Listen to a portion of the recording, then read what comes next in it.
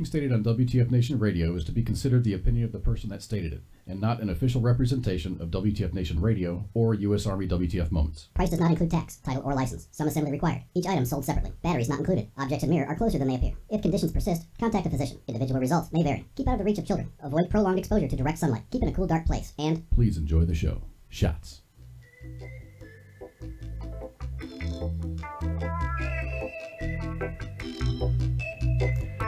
What's up, everybody?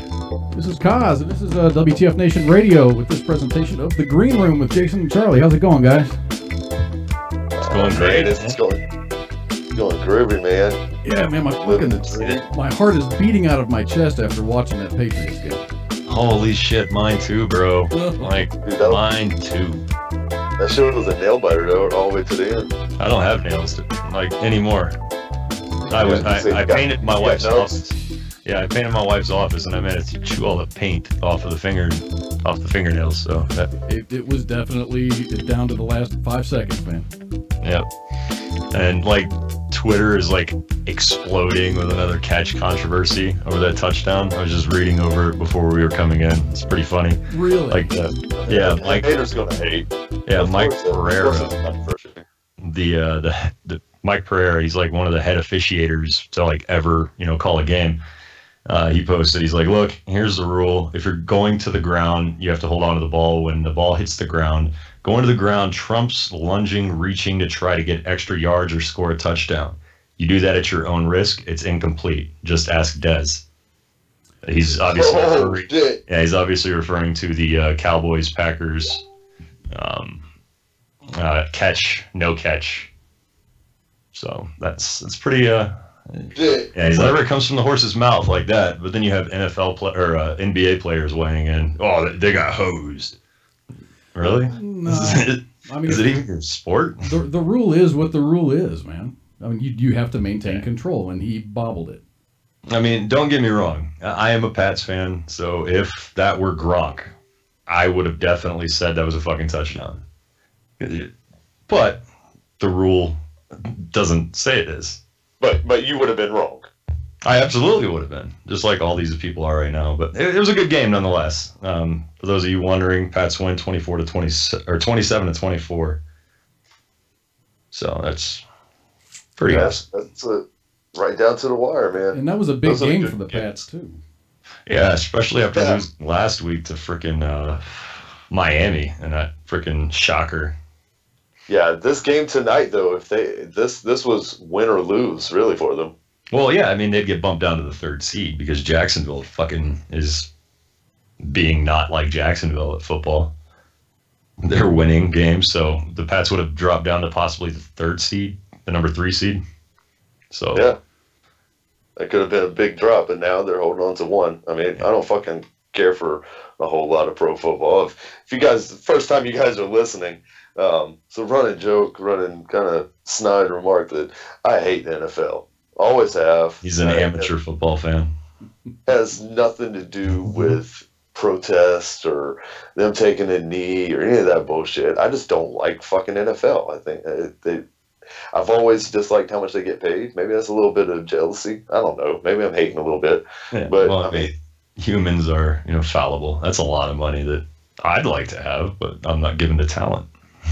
Well, but I don't know if, I'm gonna say this. This is probably a pretty unpopular opinion. I don't fucking care. These are always fun. People are willing Never to pay. go wrong.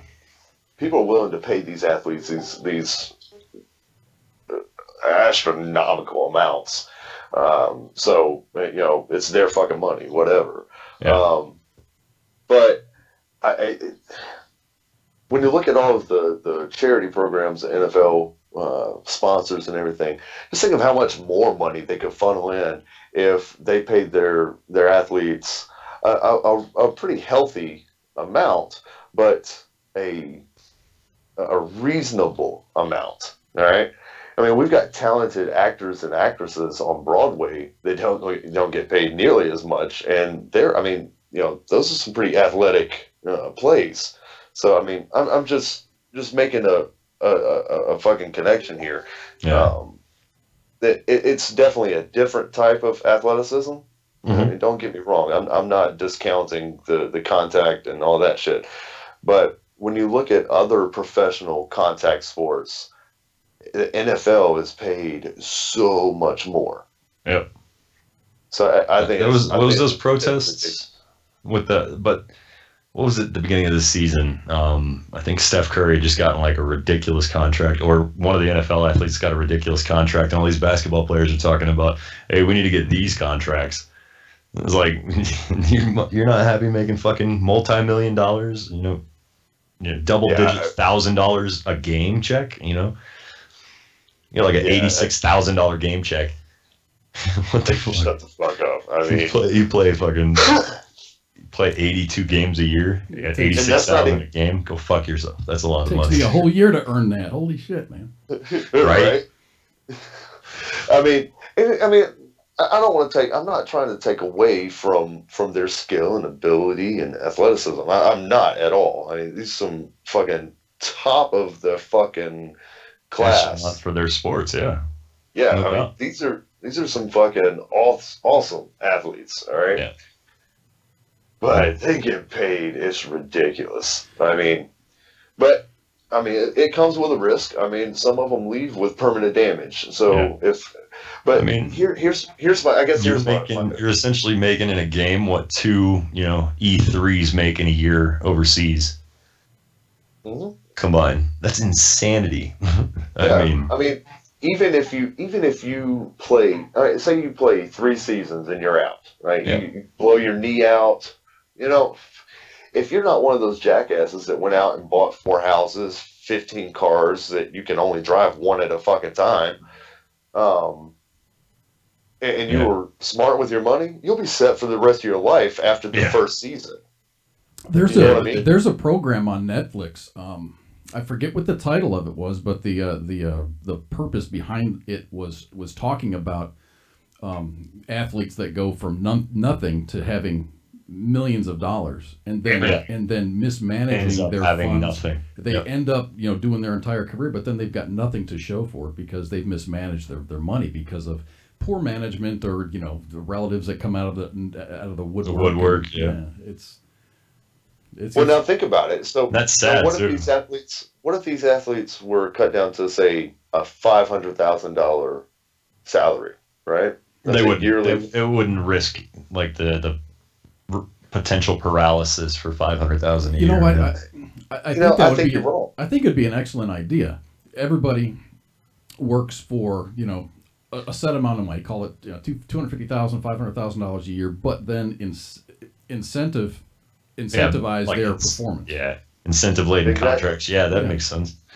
Get a base salary, and I mean, like as it works now, they get a bonus. They get a starting roster bonus. They get a stat bonus from the team and from the manager and everything. So why not make it? Let's take it back and get it be performance based, where the athletes are paid still a rather fucking healthy salary. Yeah, 500,000 isn't anything to fucking blink an eye at. I mean, that's a lot of fucking money.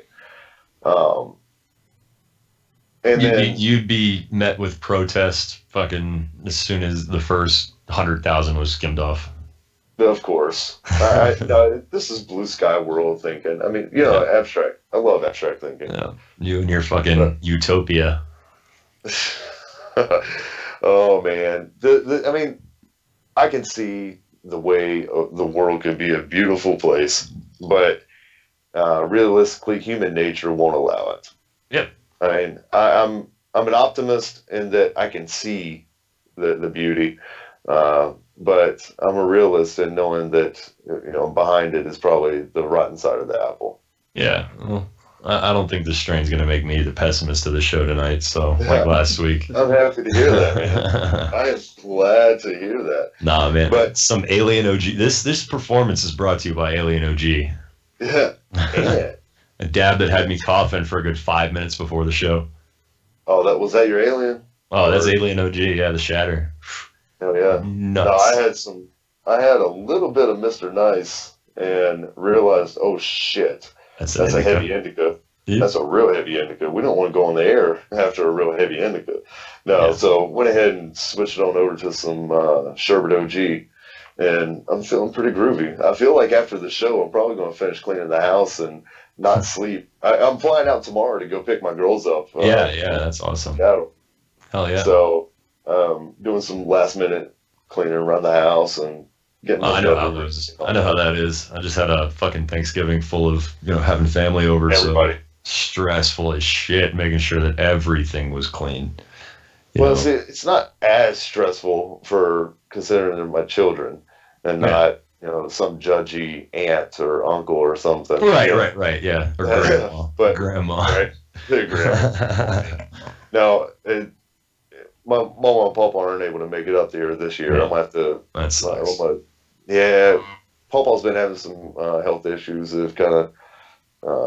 They want to keep him a little bit closer to home instead of traveling. No, I understand that, man. I just lost my grandfather not too long ago, so prayers up. Yeah, I mean he's smart enough, and he's taking it easy. Like he realized that there's some stuff going on that they want to check out. So that's good. I don't know, man. Fingers crossed, man. Prayers, good vibes. However you. Oh, you already know. I appreciate the prayers, man. Yeah. But anyway, meanwhile, back at the green room, man. So I've had a pretty good week. This has been a really good. Yeah, man. So Connor has been kicking so much more. Right? That's baby Jason. Yeah, that's baby Jason. Well, I mean, it's Connor, but yeah, baby Jay. He's just been every time I put my hand on the wife's belly, he's kicking the shit out of my hand. Dude, I saw that video. That's so fucking cool. Yeah, dude. All right, so everybody else that's not part of my life didn't get this video, but I've set my wife's phone on her belly, and baby Jay just does not like something resting on top of his domain. Blaring music. Okay, I was wondering what that was. Yeah. So he just started kicking the shit out of it. And it was like almost. It was steady bouncing. Yeah, it was pretty funny. Like it almost cleared her belly a few times. Like it was coming off of there pretty good. Yeah, he probably just didn't like having the music blaring on his head. Well, see, the music was under his feet. Oh, was it? I thought it was a phone. Yeah. Nah, dude, it was just the weight of the phone. Oh shit! It's not even that That's heavy. even crazier, man. Yeah, he kicks this thing a good couple centimeters off the fucking off the belly. Oh man, so here's a stoner thought. Fuck me. What if he doesn't like 4G? Like, what if 4G is one of those things that babies are able to pick up on? Oh god, we're going this way with the show. Mind blown, dude. I'm just saying. Let's go. Yeah, sure. Let's get logins to call in. Dude, yeah, we need logins in on this. Oh, maybe next This week. is right up. This is right up his alley. This is crazy. That's right. He's a little busy this weekend, wasn't he? Yep. When's the due date? All right, so the due date is 12 February, but the doctor said that he's going to end up taking baby Jay a little early. So Yeah. we're looking right now at the 29th of January. Gotcha. That's badass. Are they? If it's the 29th, are they going to induce on the 29th, or no? They're taking shortly thereafter on the 29th. No, they're going to do a C-section. It's a scheduled gotcha. C-section. Gotcha. Yep. Got her scheduled. He's going to be ripped from her. Well, I'm not to say that too loud because I imagine that's probably not the verbiage that she would like to hear when we talk about the childbirth. Yep. Yanked. You're getting yanked. I mean, it just fucked up. Yeah, I think it was fucked up. I'm just saying. It happens though, right? So anyway, so Baby J's been bouncing and kicking all over the fucking place, and that's fucking awesome. Every week, we go on Tuesday and Friday to do what they call a BPP, which is a biophysical profile of him. And what they do here, guys, if you're not aware, is they go in with an ultrasound and they do also some measurements and make sure that the baby is growing as he's supposed to, and that all of mommy's innards are as healthy as they're supposed to.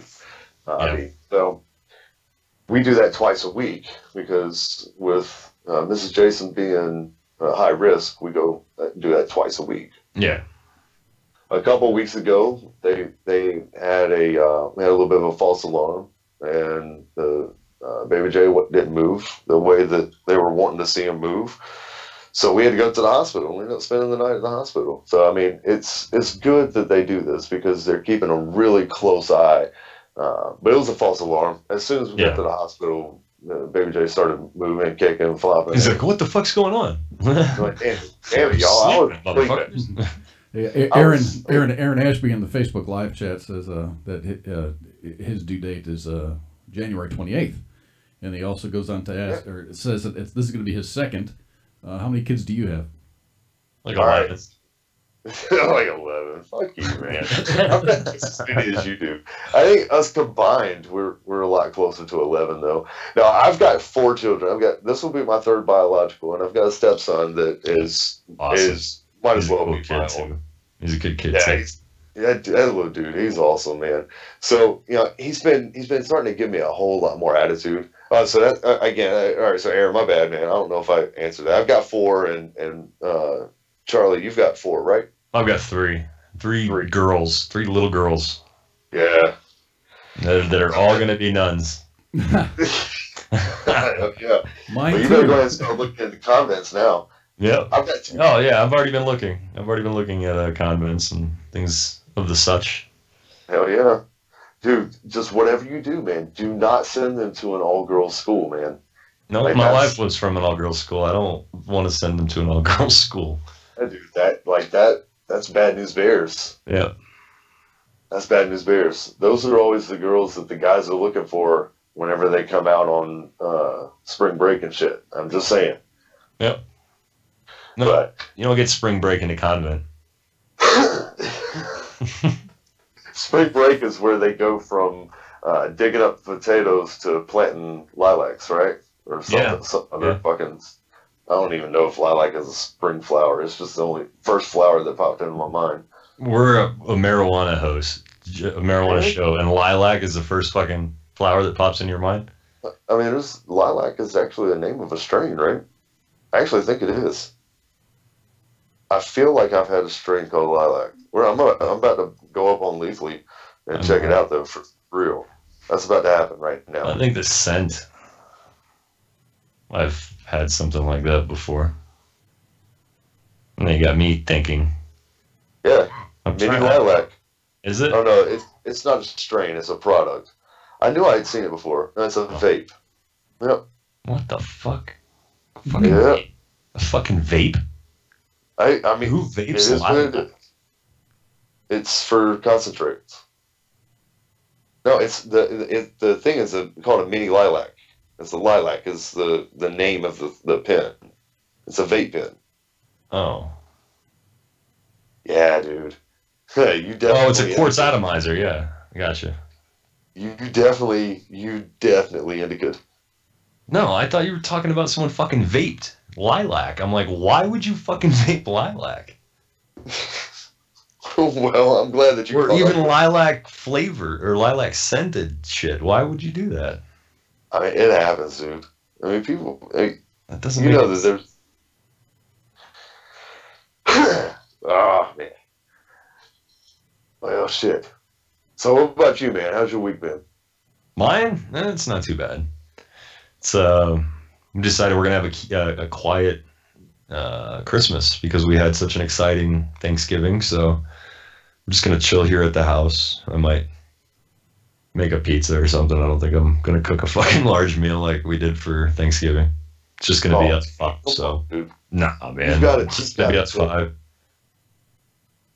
It's just gonna be us 5. I mean, shit. It's gonna make me. Man. I mean, I'm just adding 2. It's gonna be us 5, and I'm gonna cook, man.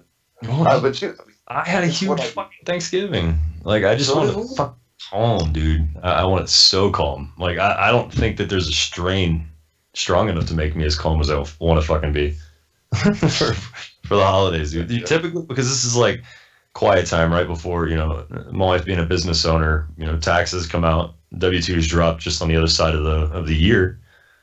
So, we just want to have some, quiet time and be able to spend that time, because she's probably going to be going to bed as I'm waking up, just, working on tax returns and stuff.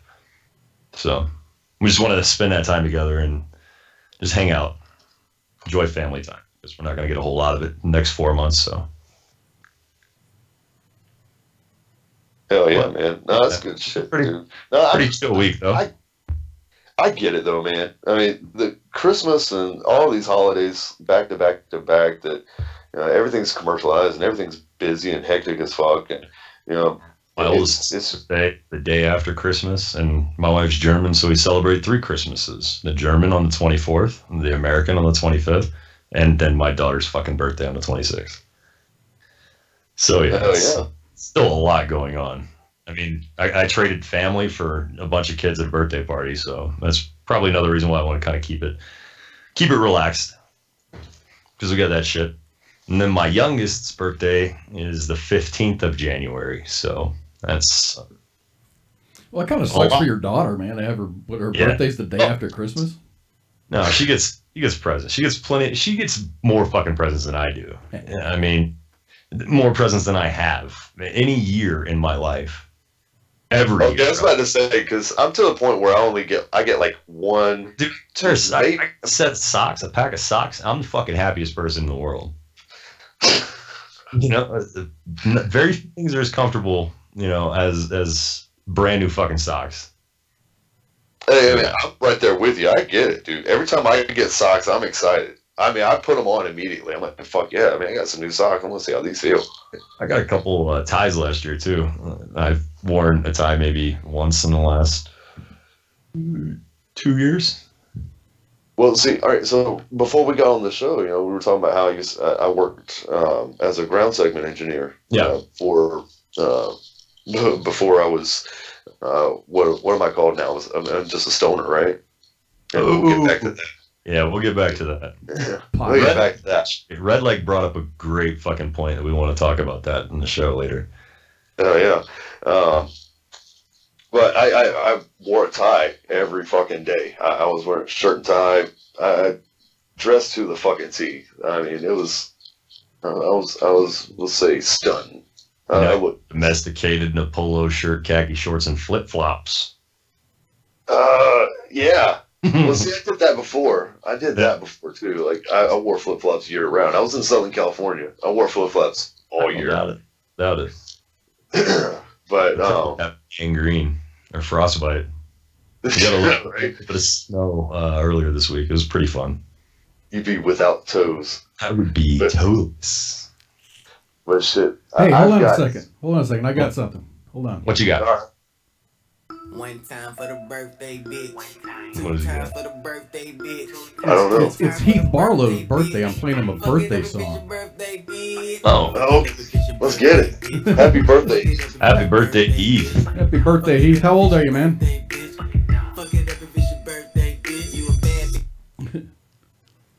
Oh yeah, so he's not actually on the air. No, he's not. He's in the Facebook Live. I'm not expecting him to answer. I'm like, why? Quit being rude, Heath. Like, come on, dude. Like, we're trying to include you in this conversation, man. No, that's pretty cool, though. But if you ever want ties, I've got plenty of them. Yeah, I've got a lot of them too. My grandfather gave me one of the things that, speaking of grandfathers, one of the things that he gave me that I thought was really cool. He had these freaking not Disney, Looney Tunes ties growing up. He had a Roadrunner. He had Sylvester the Cat, Daffy Duck, like the OGs. Fuck you, Bugs Bunny. Fucking Daffy. What's wrong with Bugs Bunny, man? Come on. It's Daffy Duck for me. But no, he gave me, before he passed, he had a bunch of those ties. I'm talking 15, 20 of them. And he gave them all to me. So that was pretty fucking cool. So I have all those fucking ties that I used to just stare at all the fucking time as a kid. Hell yeah. Now, have you worn any of them yet? No, like I said, I've wore a tie once in the last 2 years. And that was for, I forget. trying to impress somebody, apparently. That's the only time I'd consider wearing a tie, really. All right, man. So here's your mission. Should you choose to accept it? The next time you and Mrs. Charlie go out, all right, whatever you wear, whatever button-up shirt you wear, put a tie on with it, and put on one of your Looney Tune ties. I think you missed the part where I said I'm a father of 3, so I don't really get really that many occasions to take Mrs. Charlie out to someplace nice like that. All right, so you don't have to go somewhere. I mean, you can go to Chili's wearing a Looney Tunes tie. Chili's? You can. I'm just saying, man. B-dubs. B-dubs. Oh yeah, there you go, B-dubs. Yeah. Take the family to B-dubs.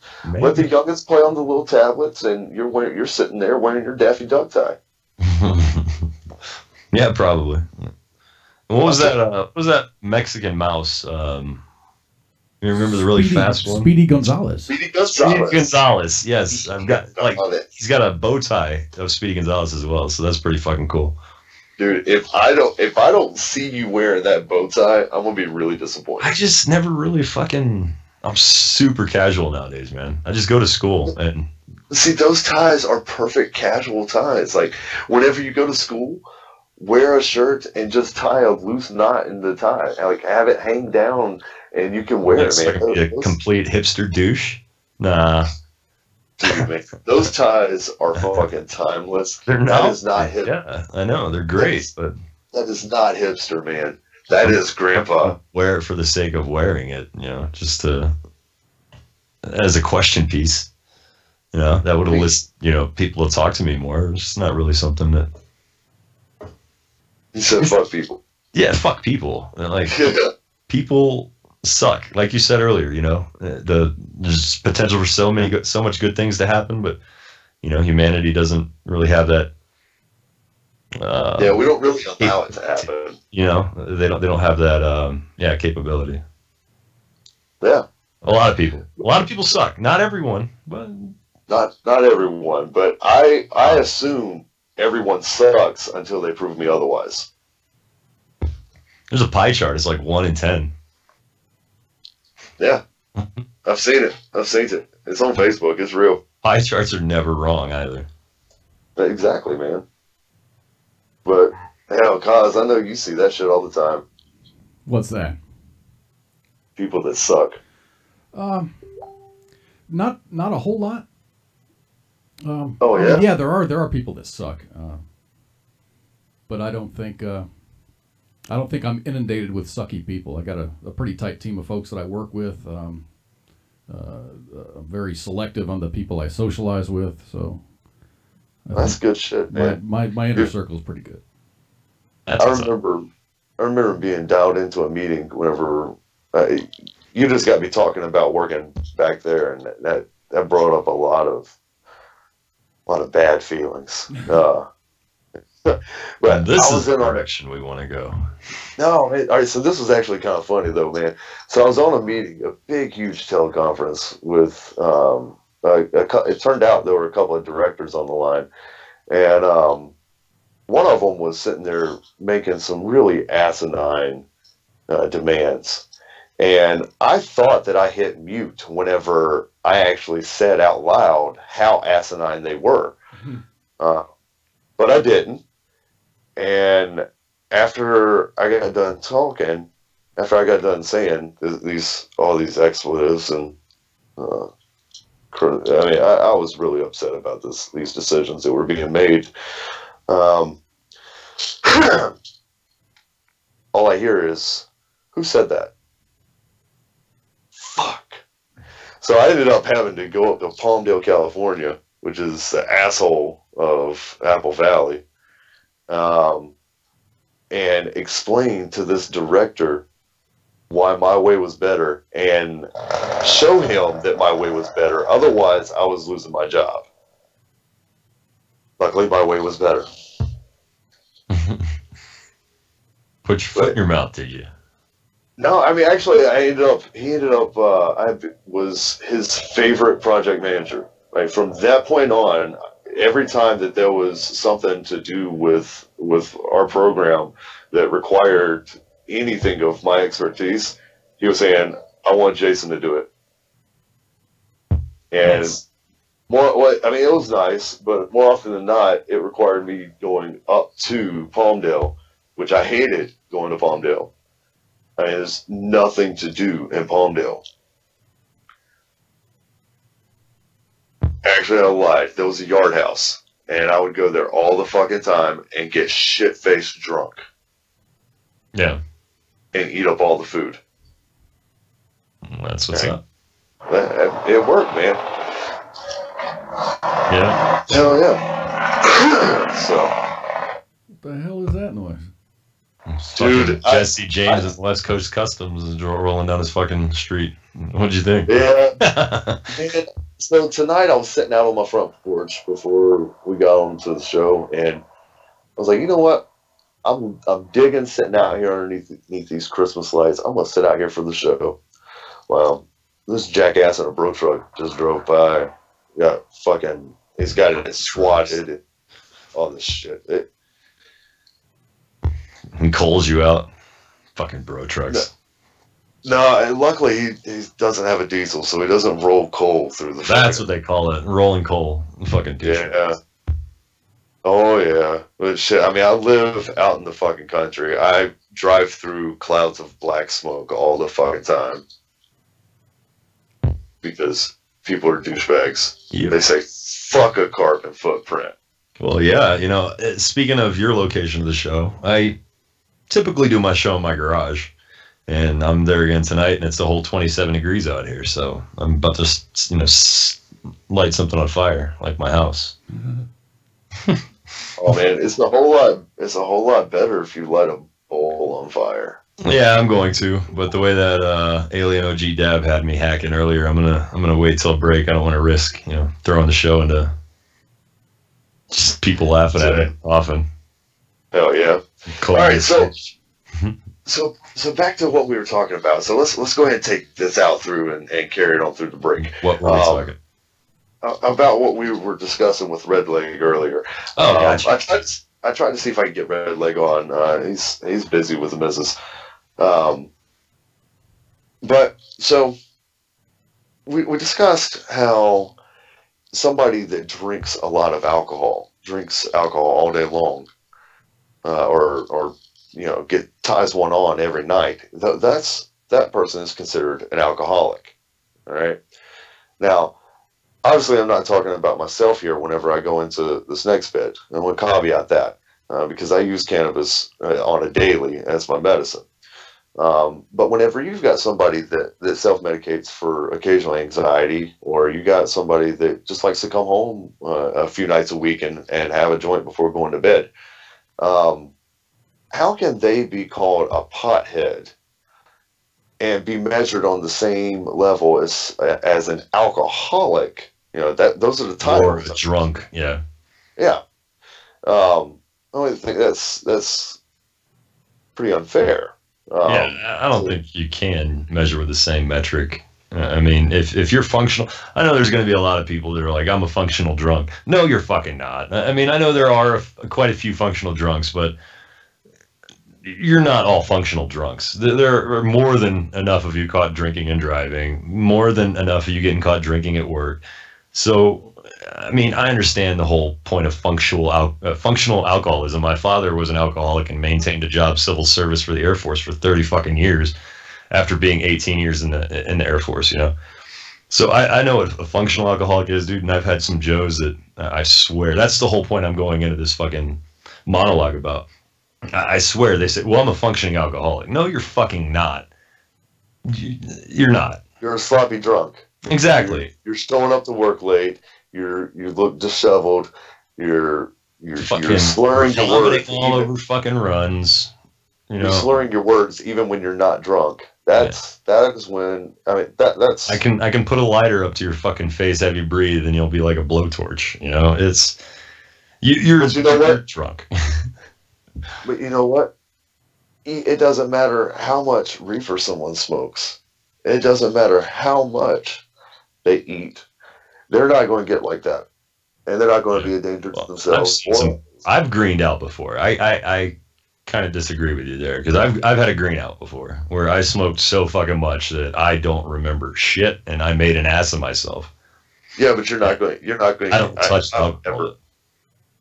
I've never gotten like that. Yeah. I mean, it happens. It can happen. I've seen sloppy fucking high people too. But I mean, people typically the ones that say, "Oh, I've got this shit beat." You know, I know how to look. I know how to perform. You know, sober while drunk in public or sober while, you know, high. And they're the ones that get fucking caught doing dumb shit. You know. Yeah. But, getting into a fucking slapboxing match with a fucking mannequin at Route 21, some shit like that, you know. Those assholes. Was that you? No, that's people I see whenever I go to the mall to take my daughters to get fucking clothes.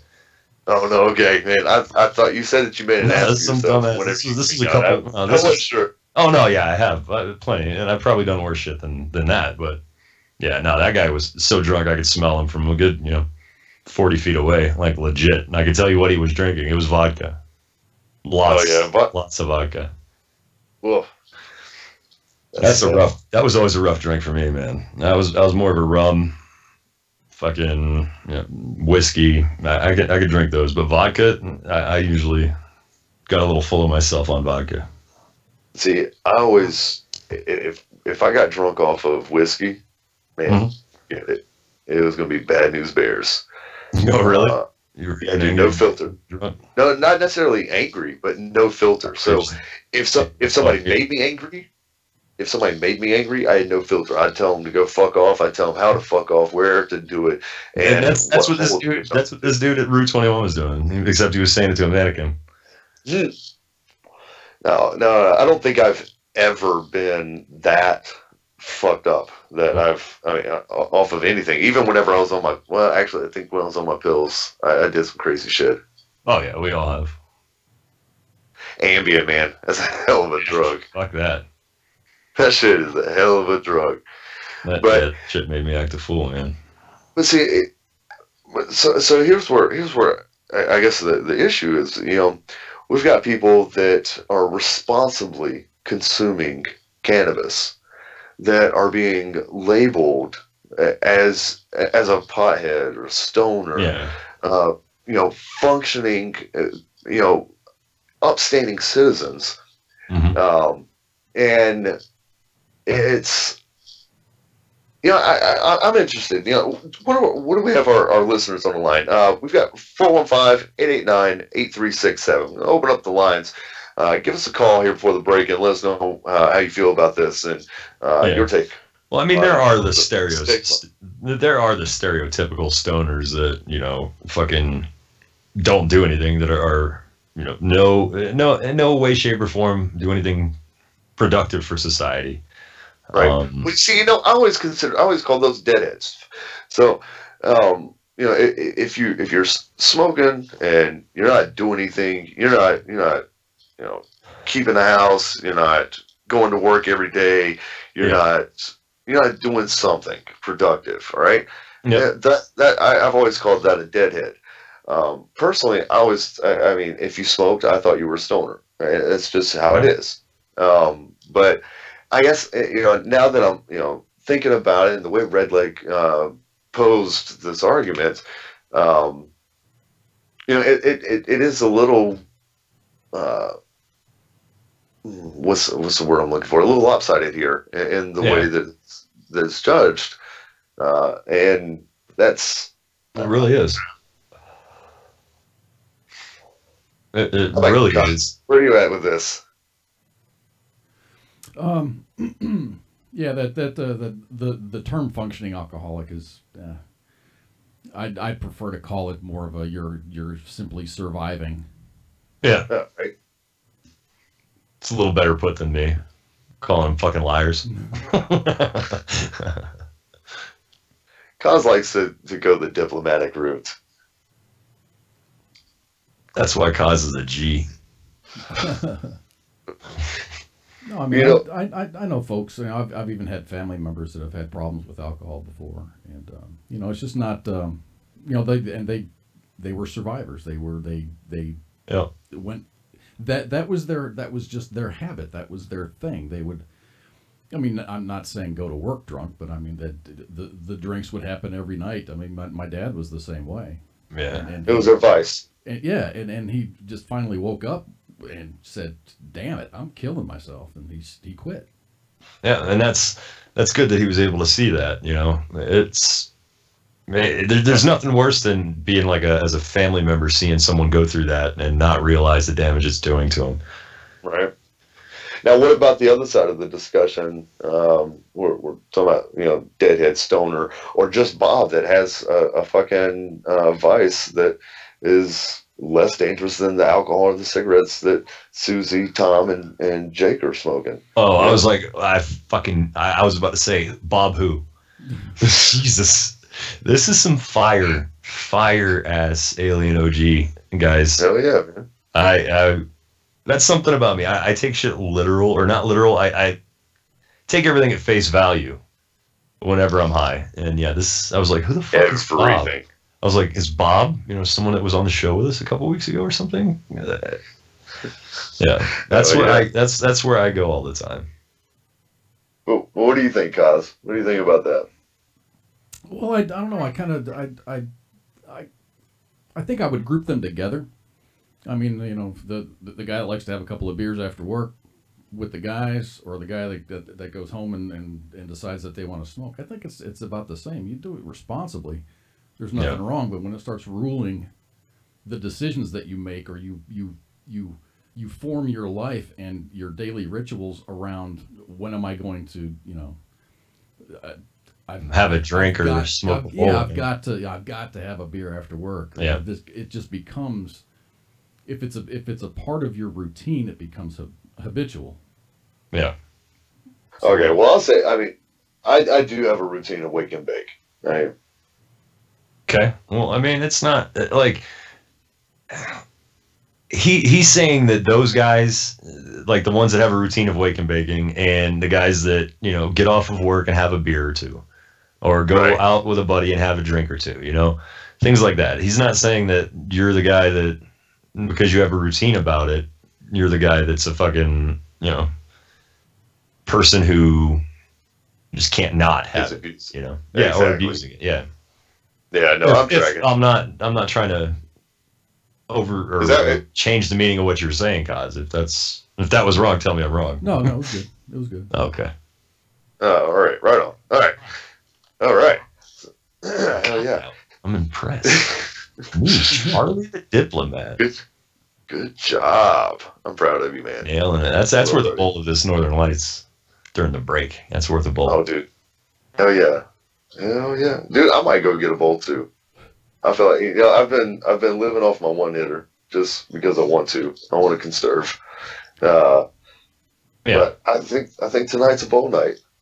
It's the green room. I think I'm gonna have a bowl of cereal after the show. You know what's crazy? That cereal is my go-to.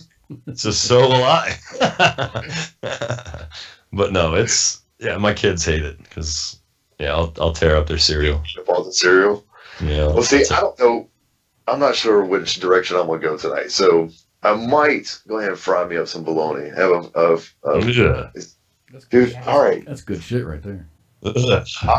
I want a fried bologna, egg and cheese sandwich so fucking bad, and I'm gonna make it into a melt. All right, I'm gonna butter the bread, and I'm gonna put the bread on the fucking frying pan afterwards, and do it up right. I'm gonna open my kids' cereal, pour it in a bowl, pour some milk in it, and grab a big ass spoon and go to town. Hell yeah! Let's see.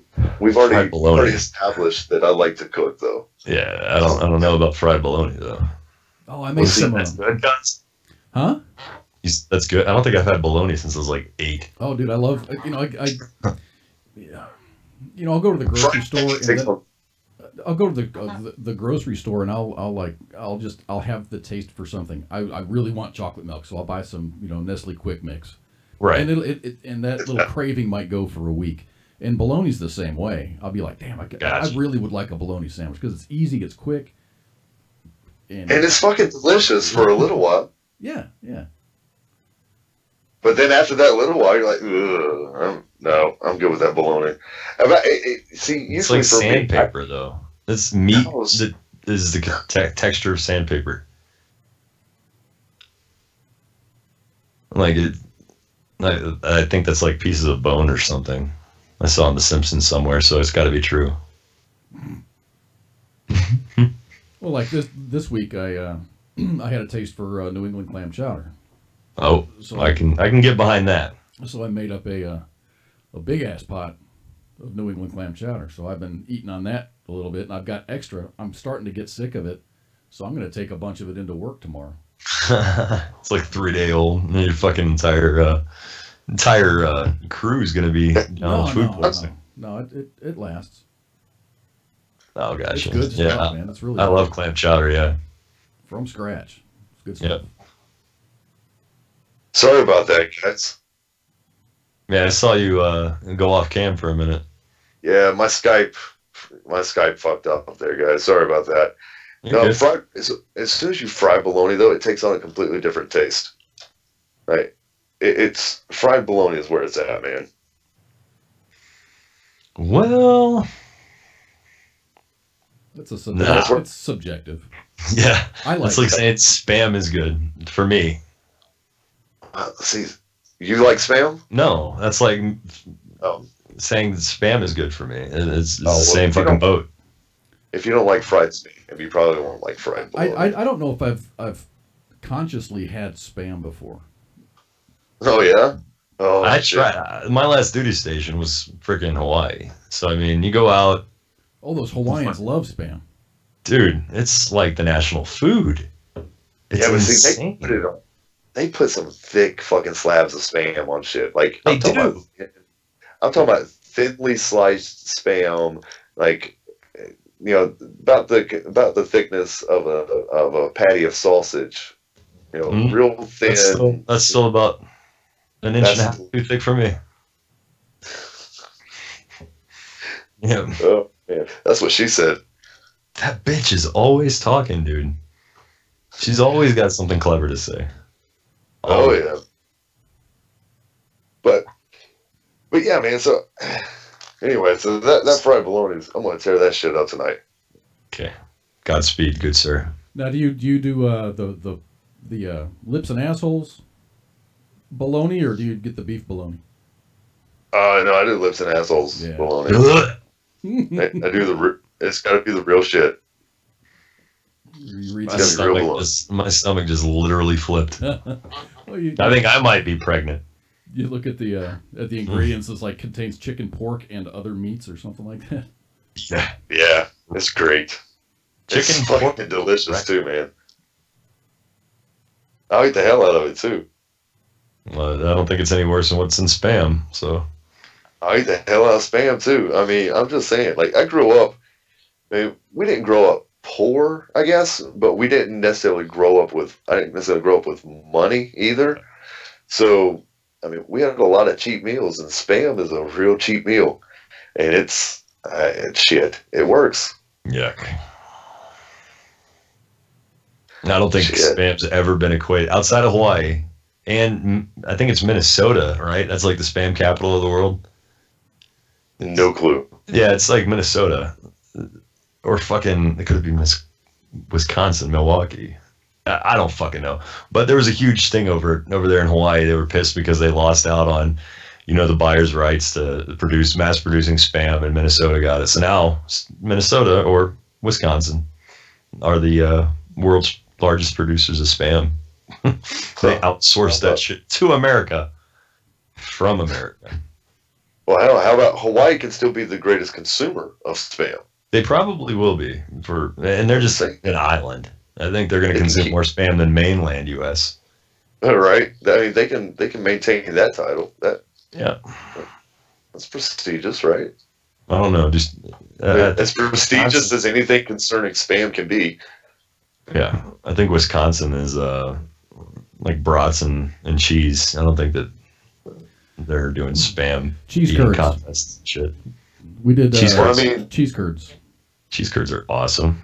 There's a well, I mean, Spam. There's a isn't Spam too far away. There's a Spam, What's that? There's a Spam museum in Austin, Minnesota. Yeah, that's what I'm talking about. Oh yeah. Well, I'm saying that Spam isn't too far away from being head cheese.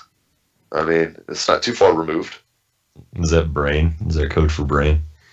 Oh, head cheese? You've never heard of head cheese? No. It's a cased meat. It's what the fuck are you eating, bro? Dude, man, it's not something. What the fuck? I'm well read. I'm fucking knowledgeable. On head cheese? On food. Okay, I'm sorry, I interrupted you. What is head cheese? It's a cased meat. It's I mean, you gotta. Oh man, it's got a bunch of shit in it. It's. I'm not gonna Google it because this is another one of them blue waffle things, and I'm not falling for it this fucking time, you dick. It's definitely not a blue waffle. Oh man, dude. Google blue waffle if you're listening to the show. Google blue waffle. You're welcome. And I can't believe that I've got a foodie as a co-host that doesn't know what head cheese is. I mean, it's kind of like. What'd you call me? A foodie? Yeah, don't you like food? What the fuck is that term? Man, oh, I thought it was like some. I thought it was some discriminate, derogatory term. Oh man, you're killing me. Let's fucking move on to the structured shit because I can't keep up right now. That's good. But times. anyway, so I mean, it's kind of crazy. I mean, how Hawaii got fucking to be so big on spam, right? That's nuts. It was during World War II when we were set up our base out there, or World War I, whenever it was that we set our base out there. That a lot of the GIs were getting spam out there, and they liked it, and boom, it took fucking hold. That's just crazy. Lips and assholes, gelatinized lips and assholes. But once you fry it up, that gel is gone. So, I mean, yeah.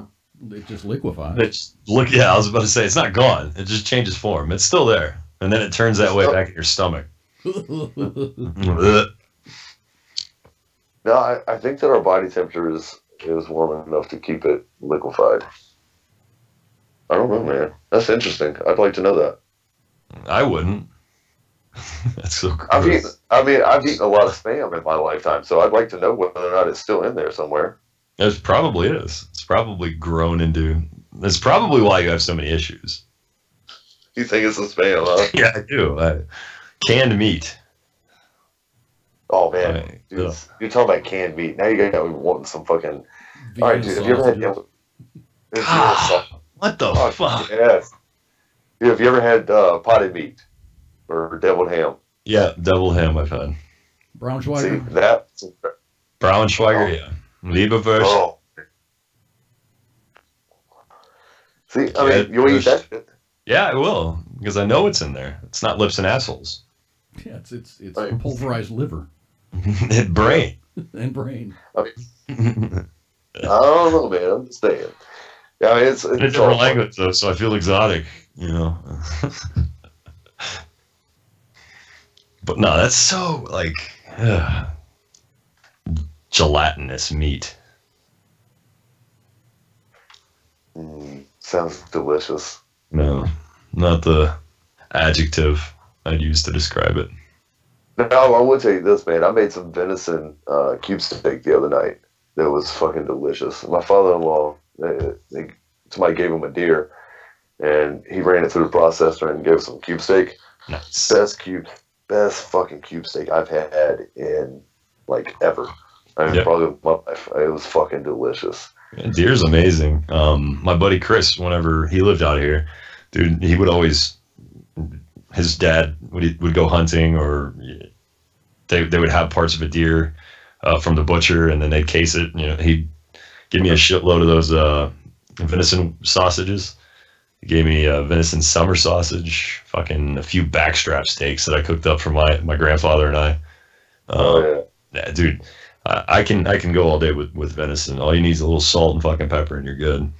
But he puts a lot of his backstrap in and makes jerky. Nice. And it's fucking delicious jerky, man. Yeah, no doubt. It's fucking good. My brother-in-law bagged another deer yesterday, so we'll probably get some more deer meat here soon. Yeah, but because of him, dude, I've tried antelope. He gave me antelope ground like. Antelope is greasy. It is, and he also gave me Zika. Not Zika virus, not the virus. It causes typhoid in pregnancies, but Zika is Zika. It's really gamey, but it's good. You know, it's antelope. Antelope is good, but it's real greasy. Yep. But it was delicious. I've had my favorite off the wall meat is rabbit. Nice. I love rabbit. I had there was a small gastropub in San Diego that I used to go to all the time, and I mean I'd go there to drink, obviously, but I chose this place particularly because of their food. Yeah, it was real reasonably priced, and it was fucking delicious. Yeah, and they had a rabbit burger that was mixed with chorizo. Oh man! Oh, that sounds interesting. It does sound interesting. It's delicious. Add chorizo to anything, dude, and it takes it to another fucking level. Speaking of rabbits, Guinness, my dog, got a rabbit the other day in the backyard. Hell yeah! Yeah. Well, there wasn't much left. But the way I found out about it scared the shit out of me because my 4-year-old was outside and she was playing with Guinness and our other dog, and all of a sudden I hear her scream, "Guinness, no!" and then just let out a blood-curdling scream. Well, she had come across the kill. So I had to console her, dude. I was like, "That's not your bunny," because she has a bunny that comes to our front porch, and she gives it it was a lot smaller than hers, but she gives it carrots, she gives it lettuce, she has a bowl of water she puts out there for it every day whenever we go to take my middle daughter to school. We always just drop some food out there, so I had to console her. I'm like, "That was not your rabbit." Fortunately, she saw the rabbit 2 days ago, so I know that it wasn't her rabbit. Yeah. But yeah, dude, I was fucking scared, dude. I thought that I don't know what the fuck happened. Just the scream that she let out, dude. She came across that kill and she was crying. I was like, "Oh my god!" But this is the second animal. Guinness grabbed a bird out of a tree. Damn. Yeah, he jumped. I've got like a 2-tier backyard. There's like rocks. The upper tier is it's like a vegetable garden you can have up there. There's different areas that have the sprinklers running through the ground, you know.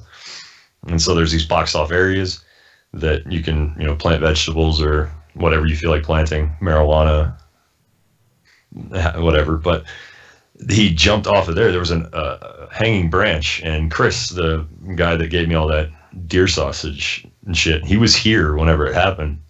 But yeah, he's like, "Dude, Guinness, I think he just got something out of that tree." There was this branch that was overhanging this drop, probably about 3 or 4 feet away from the ledge that he jumped off of. But yeah, he jumped up there, snagged a freaking crow. Some blackbird. I don't know what the fuck is it. Crows here in Colorado? I don't know. Those are ravens. It was small. Ravens are huge, right? Yeah, ravens are pretty big. But crows can get pretty big too. That's what she said. I've seen some pretty fucking decent sized crows. I don't know what the fuck it was. It looked bigger than a pigeon. So I mean, it had some size to it.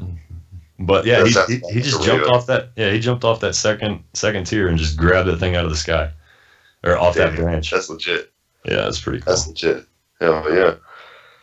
But yeah, rabbit is good to eat, but not whenever there's dog saliva all over it and probably maybe a $50 size medallion of meat left on it. Oh yeah, they ate good though. They ate good. Hell yeah. Between him and our other. We got home earlier and I let Shadow out and he went bolting down out the yard. I looked down at the end of the driveway. There was a squirrel, and the squirrel wasn't paying attention at first. I was afraid that he was going to get it, but he got away. Yeah, you got to worry about rabies and shit there with that shit with squirrels. Well, no, I didn't want the squirrel. He's got a shot though, right? Because Guinness has his shots. So I talked to his vet and he said that I could bring him in for a booster, but he's not sweating it. Yeah, dude. No, for eating a fucking wild rabbit. That's probably there's fucking got to be some good eating, man. Blue buffalo ain't got shit. All right. But All right, man. Well, we're getting up close to this time for our break. Sounds good. Guys, what do you say we got? Can we take like a 10-minute break here? Well, I have to throw another song into the mix. I only planned for about a 5-minute break, but I'll throw another one in there.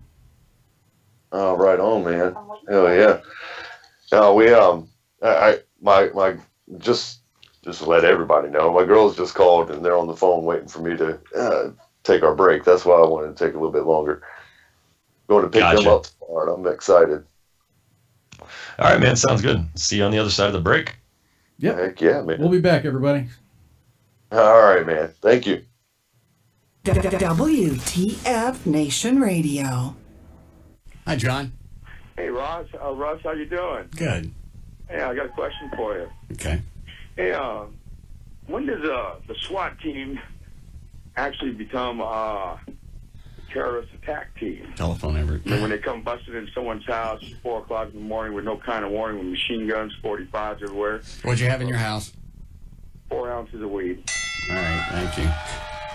So what's... You know, I'm not a criminal, man. I smoke pot's the only thing I do. I'm sorry, I believe pot's illegal. That makes you a criminal.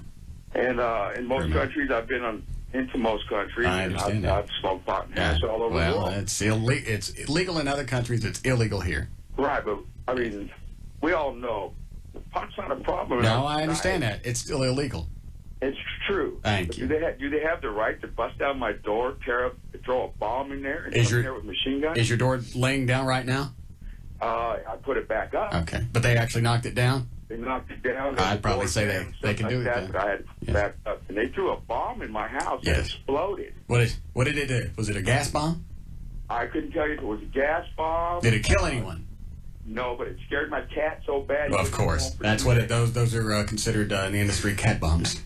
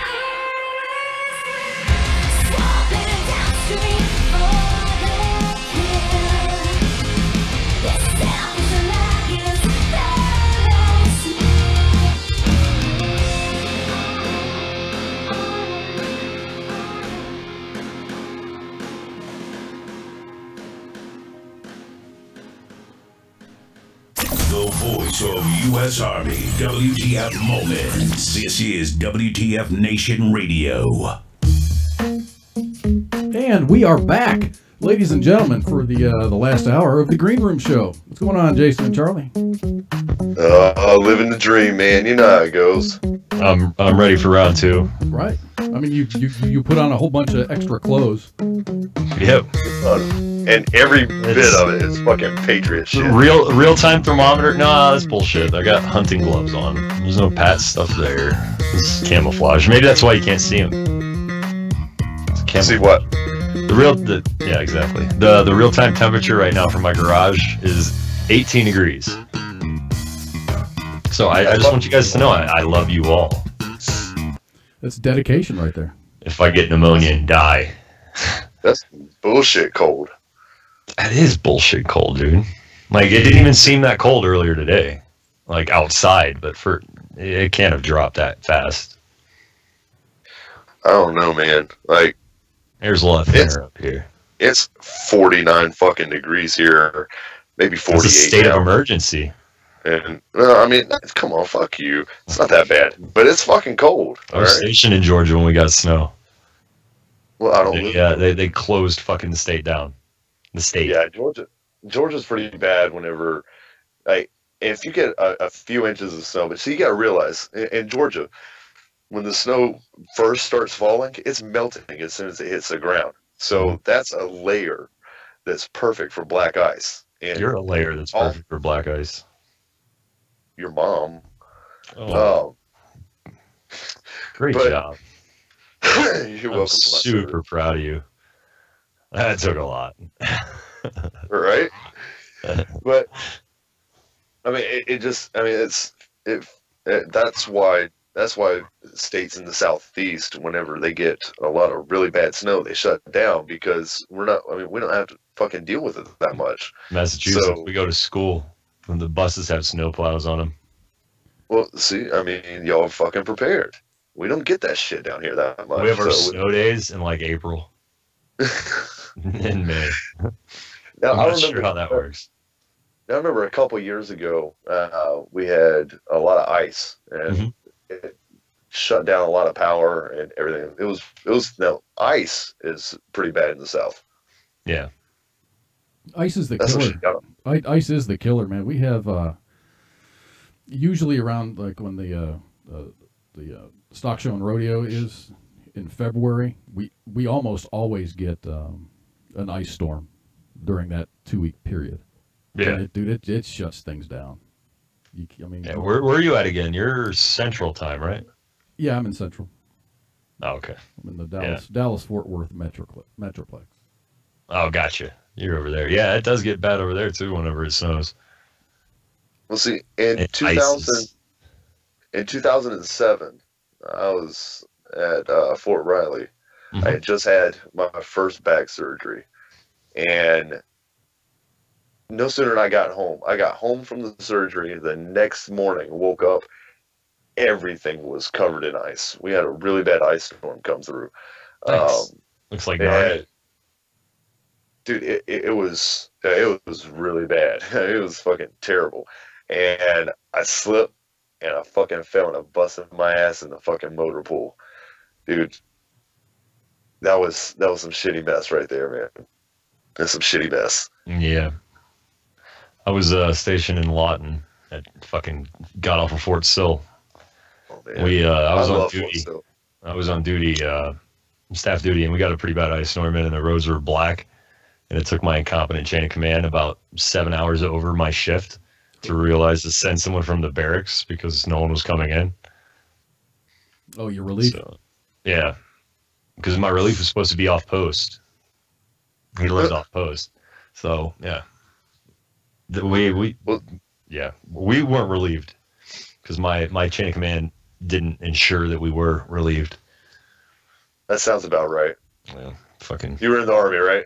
That was, well, I mean, we were the only infantry company in the entire artillery training brigade, so it was brigade staff duty. So, I mean, we were, disposable.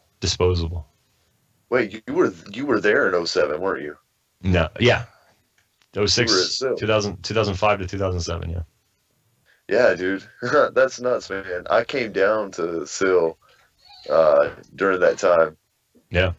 Yeah, I was out there, night infiltration, the Nick at Night, low crawling, while that hog fires over your head. Oh, yeah. See, you were doing TRADOC shit. Yeah, range cadre. Yeah, no, I took some of my soldiers from Riley down there. We hadn't got our equipment yet, so. Oh, okay, gotcha. I took my Joes down there. Yeah, no, it was pretty fun. It was a cake gig. I was on a compassionate reassignment because my mother came down with ALS. Yeah. So it was a compassionate reassignment, so they gave us a cake assignment. For those things, they give you one, but yeah, it sucked. But I mean, it did have its cool times. You're working, 2 days a week. Fucking whenever your range wasn't hot, whenever you didn't have a unit coming through, you weren't coming in and doing stupid shit, TRADOC is a whole nother animal, dude. It was cake. Like fucking cake. I'm sure it would be. Like super cake. But we ran all the ranges for the entire artillery training brigade. All of the, fucking reflexive fire, BRM, fucking advanced rifle marksmanship, all that shit we did. So we got shit on a lot when it came to like brigade duties. Fucking so they're like, oh, they're infantry. They're used to sucking. But yeah, my 32-hour shift in staff duty was awesome. Good time. You know what? That's what you get for being infantry at the home of field artillery. Yeah, I found out it's crazy because I found out like 30 days after I got there that I could have actually been stationed on an Air Force base. So while TRADOC was cake, because that's where my father was.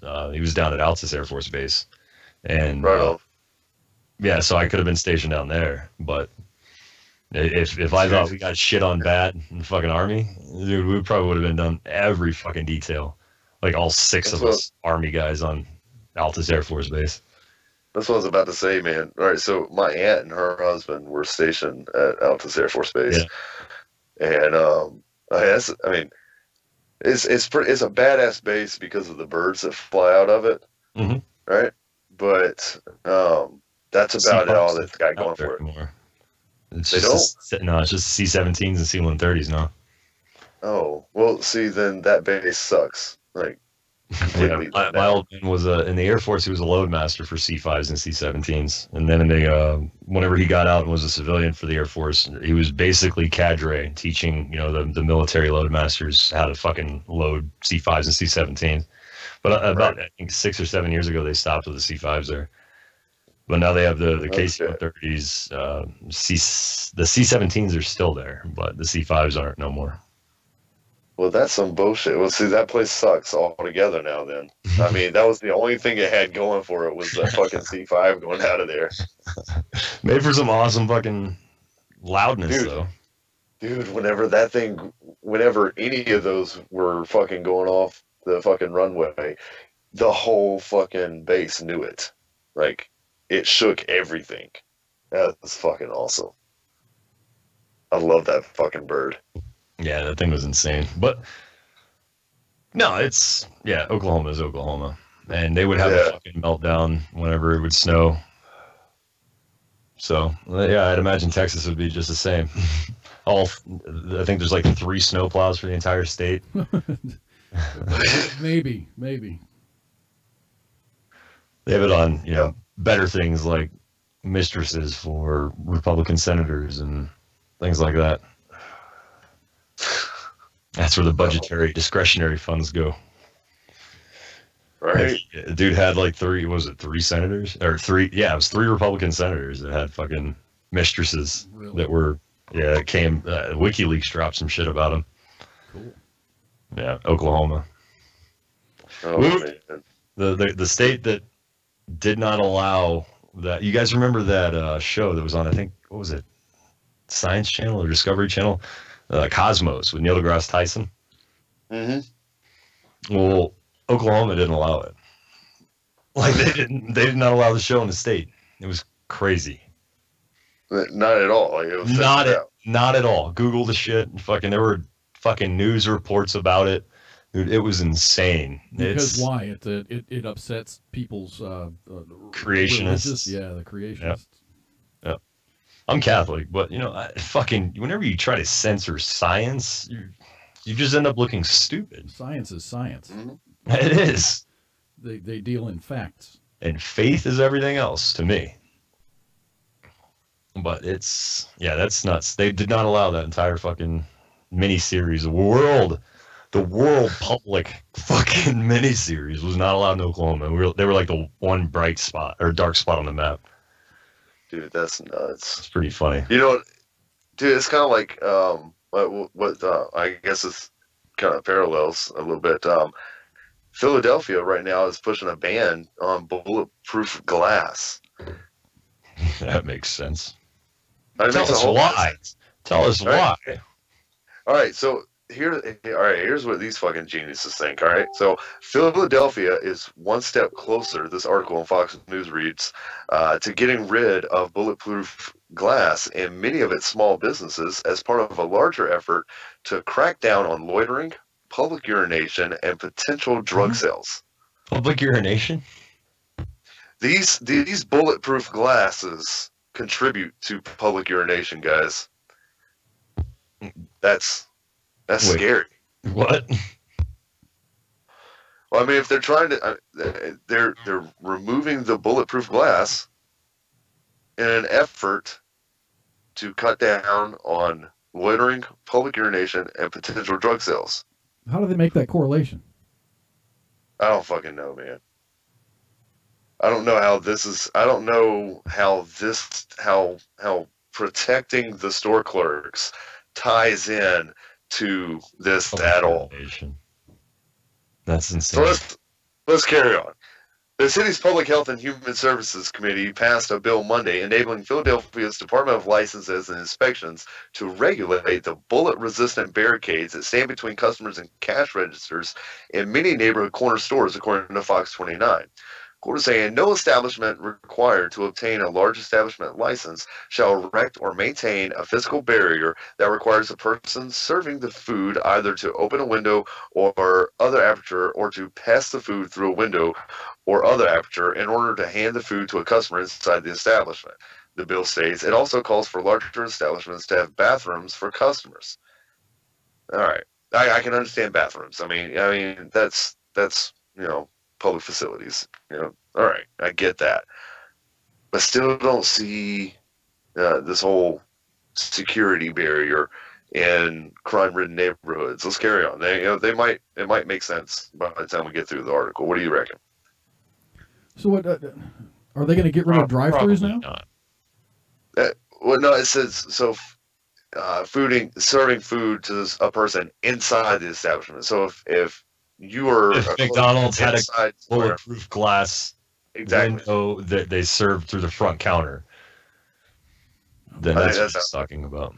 But that doesn't make any sense. But it's government, so rarely does it. How was that? How was that introduced? Was it like a city council or? Yeah, it started as city council. It's the city's Public Health and Human Services Committee. This is a city ordinance thing that they're doing.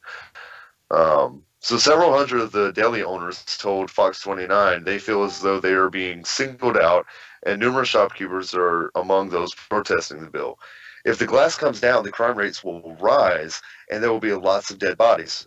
Rich Kim, the owner of Broad Deli, which sells sodas, meals, and beer by the can, he said, quoted, carrying on saying, the most important thing is safety and the public safety. Kim said the glass went up after a shooting, and he said it saved his mother-in-law from a knife attack. These are crime-ridden neighborhoods. These are places where the businesses are operating at a great risk, right, of being held at gunpoint, of being robbed at knife point, or a strong-arm robbery of any sort, right? Yeah. And let's just cut down on public intoxication, public urination, and drug sales by increasing the robbery rate. Let's do that. Yep. That makes sense, right? That's what I mean. I don't fucking get it.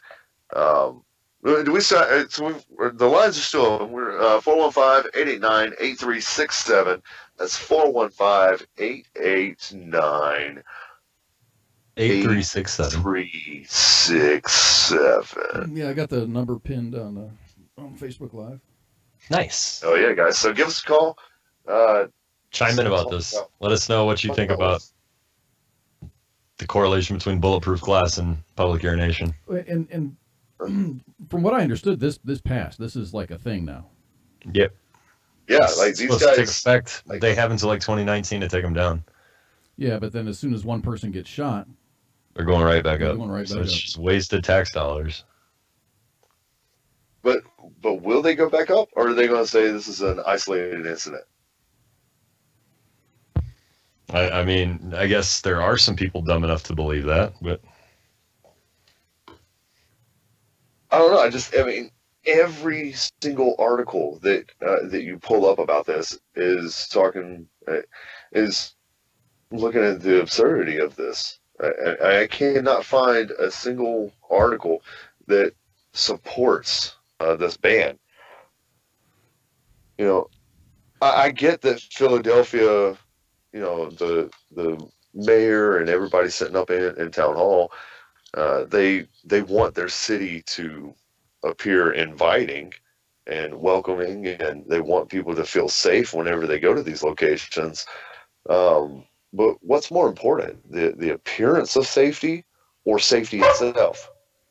I wonder if there's going to be some legal challenges to this. Well, I would imagine. I mean, it's so hard to unmute my mic in these thick-ass gloves. Yeah, we are a litigious society, so yeah, there's going to be a lot of, you know, justified, you know, legal challenges to this. Like that guy Kim, who said that it saved his mother-in-law from a knife attack. You know, this shit really happens. This isn't fucking something that people can sit in the state house and fucking ignore as to being a reality, you know, in these districts. Well, exactly. I mean, there was cause for them to put for voters. Well, there was cause for them to put those glasses up in the first place. Yeah. You know, they didn't put that up there. You know, they didn't open up a fucking store in a neighborhood expecting to have to protect themselves from being robbed by some jackass that doesn't want to get a job or can't get a job because he got arrested for marijuana or some bullshit charge. You know, I mean, you know, there's a reason that these robberies happen all the time. I don't necessarily want to get off into that rabbit hole, but you know, these people were not expecting that sort of life for themselves. Yeah. Ross Golden in the Facebook Live chat says the store owners will receive a fine if the glass is not removed. So either way, the owners are getting robbed. Yeah. Fuck. Oh, I like what you did there. I see it. Very good. I Rob. saw it. Ray Charles saw that shit. Kudos. Yeah. Well, shit. I mean, hell, give a call, man. Shit. If you want, anybody wants to comment on the thread, just go ahead and give us a call and talk about it. Talking's a lot easier than typing, especially with these thick ass gloves. Right, and it requires less calories. You burn through less calories talking than you do typing. Science. Fucking science. Yeah, but I got stuck in a Neil deGrasse Tyson rabbit hole last night. After the show, I just kept on watching, you know, video after video after video. That's one smart dude. He's fucking crazy smart. It is, and whenever he gets off on his tangents, that's whenever I like listening to his tangents. He trolled flat earthers the other day, and it was fucking great. I'm gonna pull that up. I'm gonna let my hand get frostbite so I can pull that up on my phone so I can tell you exactly what he said. But that was the funniest shit I've read on the internet in forever. But continue. No, I was just talking about like whenever he's going through when he's on one topic, but it reminds him of another topic, and he gets off onto that. I like listening to that. Yeah. I mean, half the time I don't fucking understand it, But whenever I do understand something in there, I'm like, yeah, man. He breaks it. He's really, really good at breaking it down Barney style. So, you know, the average Joe can understand. Yeah, it was a meme, okay? And he's like, let's see. Here's a view of the moon you'll never see. And it's the one that it's the moon, and it's got a fucking, like a disc-shaped shadow, like a flat shadow going across the middle of it. Right. So, yeah, it was pretty, I guess I should probably post it. Yeah, that's a visual. Yeah, he definitely is. It's pretty fucking hilarious. Damn. No, I don't. No, I get it. No, it was the total eclipse of a flat Earth. Yep. There you go. I synced it. I synced that one. Yeah, it's pretty funny. But so yeah, he's fucking smart. He's really smart. One of the smartest dudes of our time. So is that bulletproof glass ban? Is that just in Philadelphia, or is the whole state of Pennsylvania? Or no, it's a city ordinance. Yeah, it's a city measure right now. Ordinance. That doesn't make any fucking sense. But so the city council approves bills to remove bulletproof glass from storefronts. How strange it is when society decides to, you know, victimize the criminals. You know. Well, right now we're enabling the criminals. I mean, removing this bulletproof glass is enabling the would-be robbers.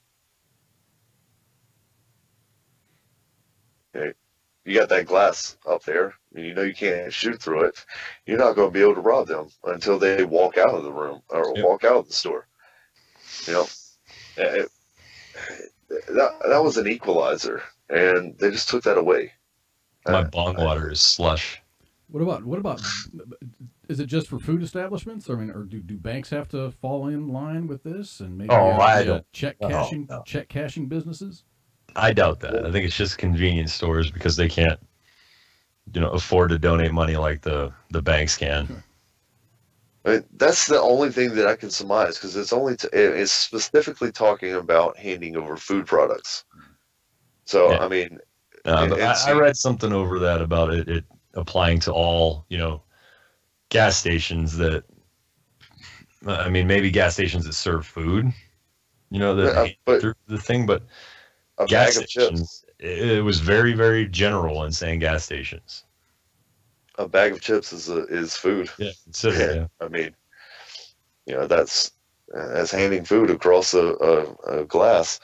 I don't know. I think this is a bid at trying to uphold appearance, and I think it's a dangerous move. I think it's going to end up costing votes. I don't believe this is going to help them. Yeah, you'd think that they'd rather have the business owner votes, you know, than a criminal vote that can't vote. I mean, even the people's vote. I mean, I imagine that most of the people would say this is ridiculous too. Yeah. I don't know, man. Sometimes it's Philadelphia, though. At a pretty high crime rate. Sometimes with some of the shit that I see come out of these city halls and out of our own Capitol Hills and our state governments, sometimes I feel like the people that are writing these bills and these measures are just trying to light a match and just see if they can make it burn. Yeah. It takes the incentive out of, you know, being a small business owner, you know, whether you're going to open up a gas station or a cafe or whatever in a high crime area, you want to bring businesses to those, you know, lower income areas. Yeah. I can see how it'd be counterproductive. Now those are going to be empty storefronts because they're not going to want to risk their lives. That's exactly what that's exactly what Faith said in the Facebook live chats. Yep. These places are going to start shutting down, and I don't blame them. Or I don't either. Or maybe they'll you know, take the glass down, you know, just to play nice with the government. But then, you know, they're going to close at sundown. Yep. Or what's probably going to happen This is the first thing that comes to my mind is we're gonna have guys that you're gonna have all out gunfights, because store owners are gonna Golden Corral. I'll tell you one damn thing. If I lived in Philadelphia and I had a fucking business and I was just told to take down my bulletproof glass, well, I had to make sure that I had a bullet that I could send the fucking way of the person that's pointing a gun at me. Yeah, but then you'll get sued because we victimize criminals. That's where our society's at right now. I'd still be alive. In prison. Hey, but that motherfucker would be dead. He wouldn't be robbing anybody else. So it's like a take one for the team philosophy. If I have to. That's awesome of you. Well, I mean, I'm saying, look, I would do what Kaz said. I would close down, or Faith, high Faith. Thank you, Faith. Or at least limit your hours. You know, you're open when the sun's out.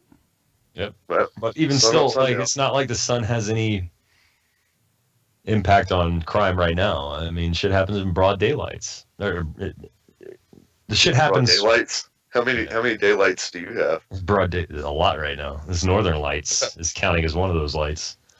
Hell yeah. But no, I mean, the shit still happens in broad daylight. You know, so I don't think it'll. I mean, yeah, a lot more happens. It happens at night, but if they don't get the opportunity to do it at night, they're just going to do it during the day. Yeah, but I think law enforcement response is probably going to be the same.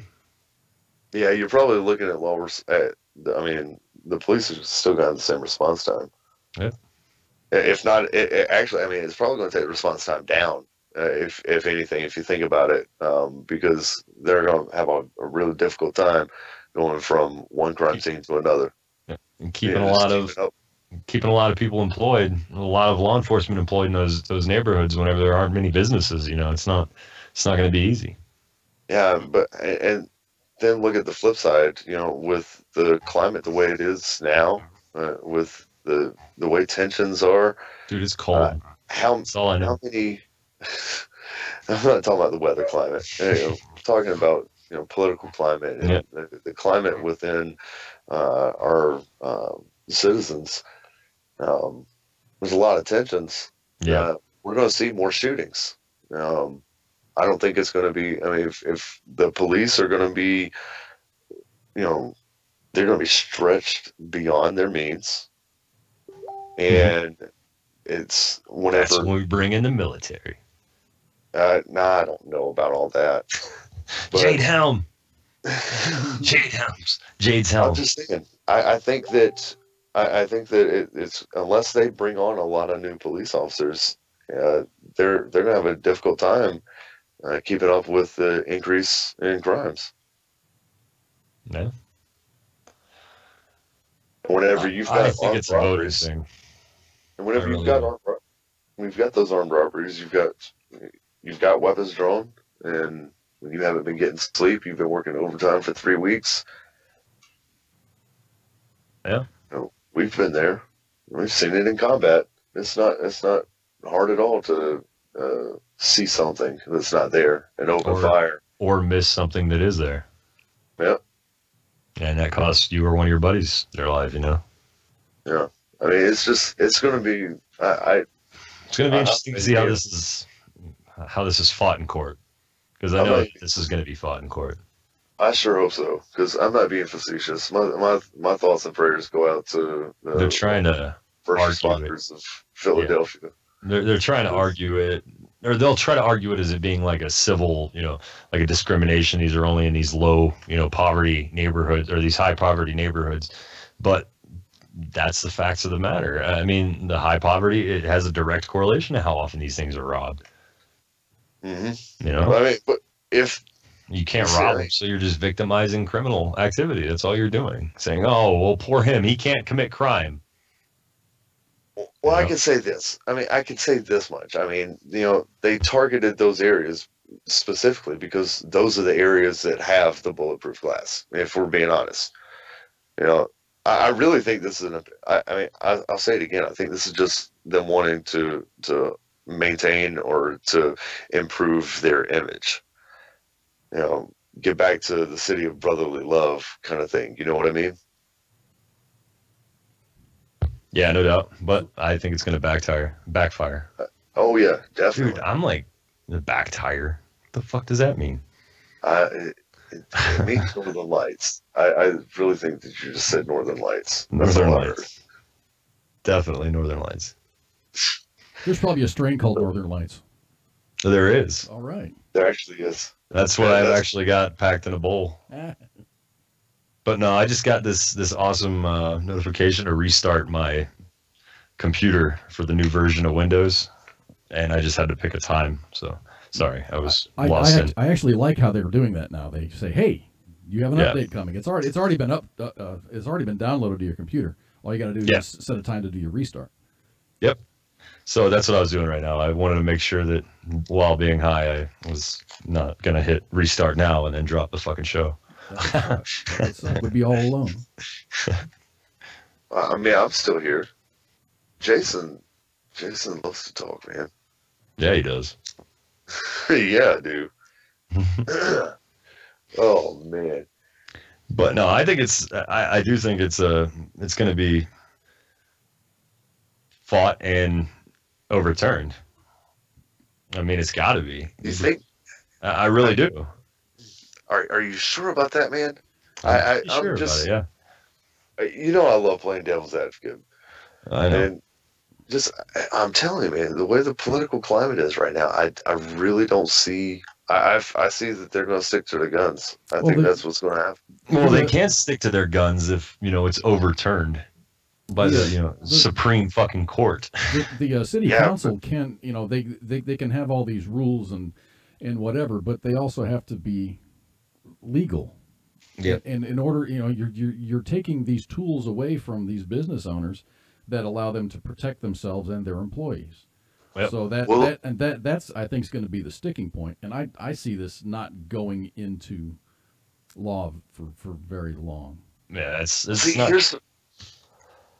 all right, I mean, this very well may be another like bathroom issue where Charlotte passed that city ordinance that didn't stick for very long, but everybody talked about and are still talking about, year and a half later. I forgot about it. You're welcome for my service. I don't try to go in little girls' bathrooms, so I'm not usually. It's not usually a big deal, right? But anyway, but I think that would be pretty difficult for it to get the Supreme Court's audience. I don't see. I can see the argument being made. How is this any different?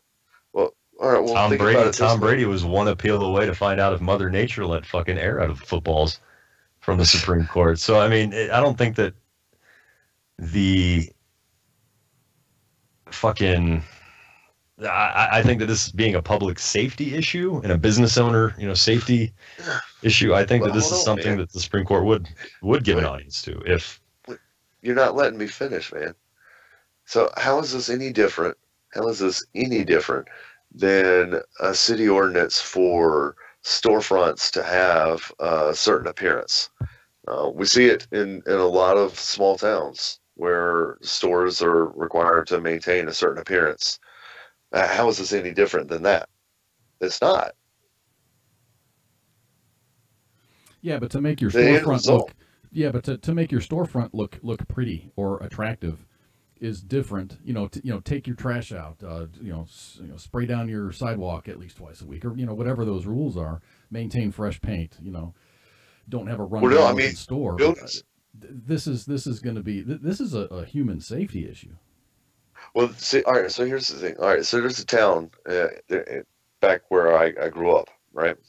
Whenever you're driving through the main road, every storefront, including McDonald's, right, have to meet certain architectural requirements, and they all have to have a certain appearance.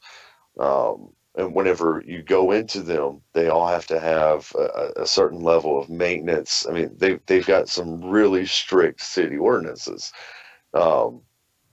So what I'm saying here, and I'm just doing some devil advocacy here. But whenever you've got these storefronts with the bulletproof glass, if you're trying to improve your city's image by, and I think that's bullshit. All right, I'm just saying, I personally think it's bullshit.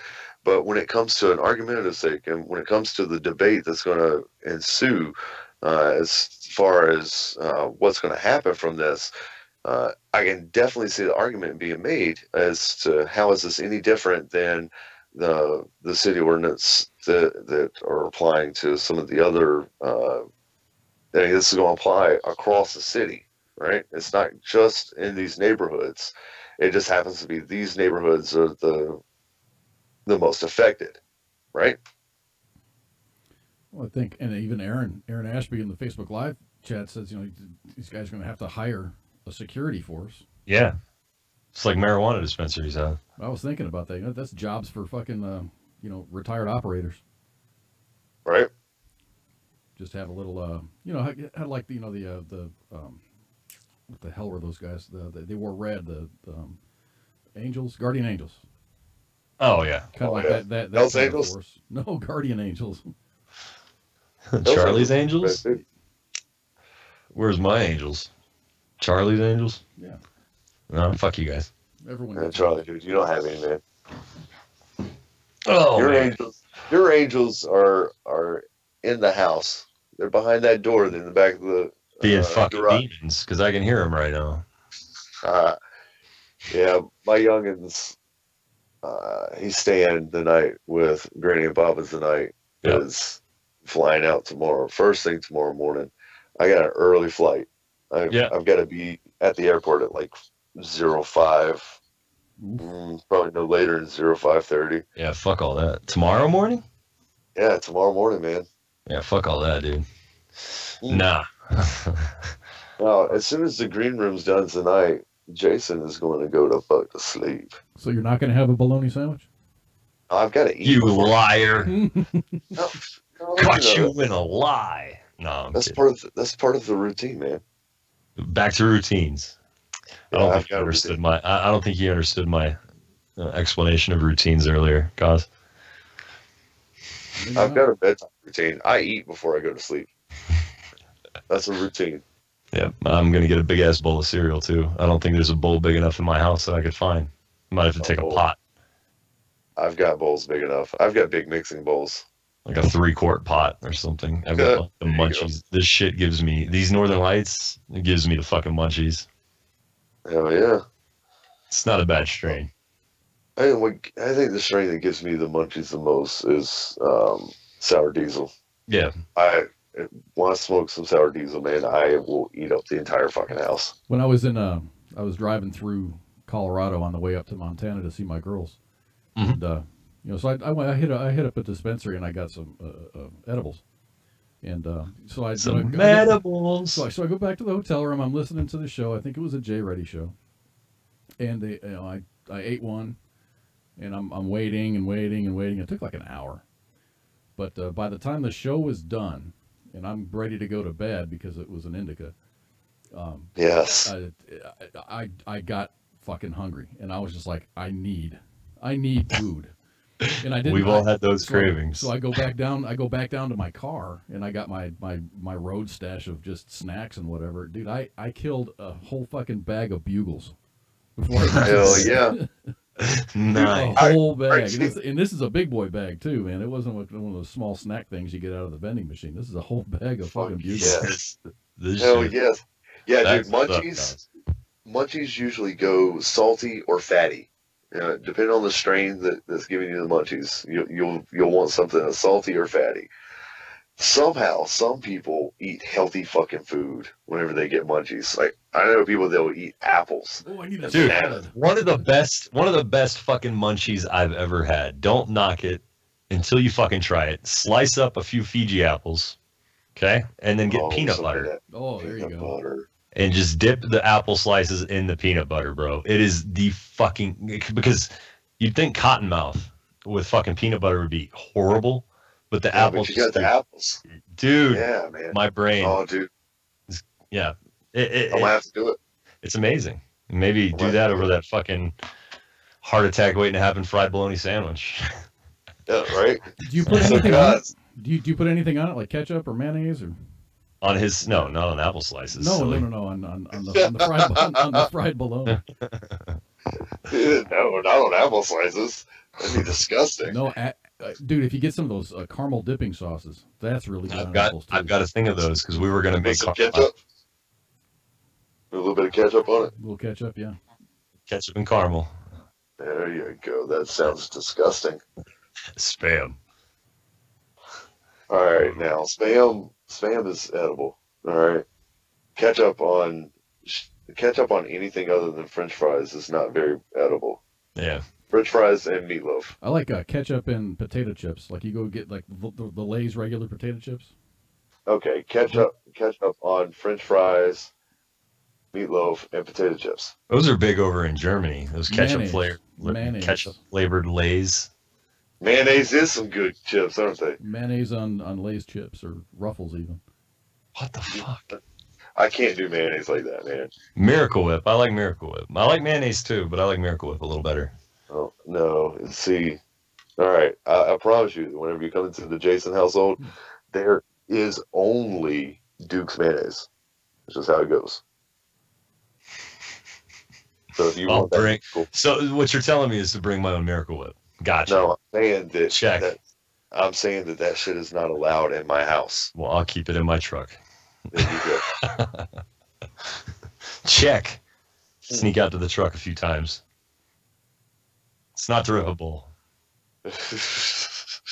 Well, you don't have to go. You talk to that Miracle Whip. We can go out on the front porch for that. Yeah. No, but that's a huge thing in Germany. The ketchup flavored potato chips. Yeah, but see, all right. Now, I had the ketchup flavored potato chips when I was in Iraq, and I had them before whenever I was in Canada, I had some from Canada. Yeah, and they're good. They're good, yeah. But regular Lay's, the way that Kaz is talking about eating them, this is, I mean, coming from a connoisseur of sorts when it comes to chips. Regular Lay's is original flavored, dipped in ketchup. Fucking awesome. Yes, I agree. They have sea salt Lays now, and those are pretty good. That sounds healthy. Kettle chips. Kettle. Yeah, what are they? Kettle cooked chips. Yeah, those are a little oily for me. Yeah. I'll tell you. I don't mind them. The black pepper ones. The cracked black pepper. Yeah. Yes, I will go through an entire fucking bag of those. Yeah. The kettle chips you're talking about, right? Yeah. Yep. Dude, those are fucking delicious. I fucking love them. Yeah, but like Kaz says, they are pretty greasy, pretty oily. But I don't have to. I'm married. I don't have to maintain my girlish figure anymore. Yeah, right. Oh man. So, dude, we got some pretty interesting guests coming up here in the coming weeks. Nice. We've got tomorrow, and I just saw that we've got confirmed. We've got Dan Thurs from TacticalReviews.com. Dan will be on to talk about TacticalReviews.com and what they do for those who love all things tactical. You can check them out at tactical-reviews.com. They also have Facebook at gt.tactical.01. Check them out, guys. Go give them a like. Coming up on Thursday, Christopher Beatty from Semper K9. Christopher Beatty served 6 overseas deployments to include 4 combat deployments in the Middle East. 4 combat deployments in the Middle East. While deployed, he used dogs to search for enemy bombs and other explosives. This dude fucking walked around with a dog looking for bombs. All right? Dude, you gotta have some fucking cojones for that shit. But when he got home, like a lot of us, he faced bouts of post-traumatic stress disorder. But Beatty has no regrets. The decisions he made to serve led to what he believes in his true calling, and it's this canine assistance dogs. So it's a pretty good guy coming up. I love talking about dogs. I'll talk about dogs all day. Dogs are awesome. Fuck cats. Dogs are awesome. Right? Cats are maniacal. They're demon incarnate. Right. But see, a dog, all right, you can walk out of the house for 10 minutes and you walk in and that dog is going to be excited to see you. All right. A cat might open their eyes and look at you. Right. I don't trust a cat. I don't trust a cat. Yeah. It's because a cat will eat you. Right. So, tune in Thursday. Listen for Christopher Bailey, Semper K9. Check them out also at semperk9.org. Coming up on the next Tuesday, we got Brittany Kennard. Brittany, who's a veteran injured in Iraq, will be on to talk about the SD Gunner Fund and what they do for veterans and disabled children. The fund was created to assist veterans and disabled children with the financial expense of owning much-needed service animals. So it kind of ties in with Beatty. I wonder if they know each other. But service animals require a variety of necessary items in order to perform their services. Those items can include, but are not limited to, vests, custom harnesses, other assistance items, veterinarian visits, and much more. So they've got a pretty awesome organization and fund there to help out with that. That's good stuff. So, oh yeah, and we've got now. What we got our show lineup look like? We've got every night 8 o'clock Eastern time. Sans Wednesday, we've got a show, right? Yes. That's fucking awesome, guys. I hope you guys are tuning in because we got a bunch of shit going on, and we got the WTF Nation Radio is fucking awesome. I'm just going to put that out there. You know, you guys have this station has been behind everything that we have wanted to talk about. We've never broached a topic that we've been said, no, you can't talk about that.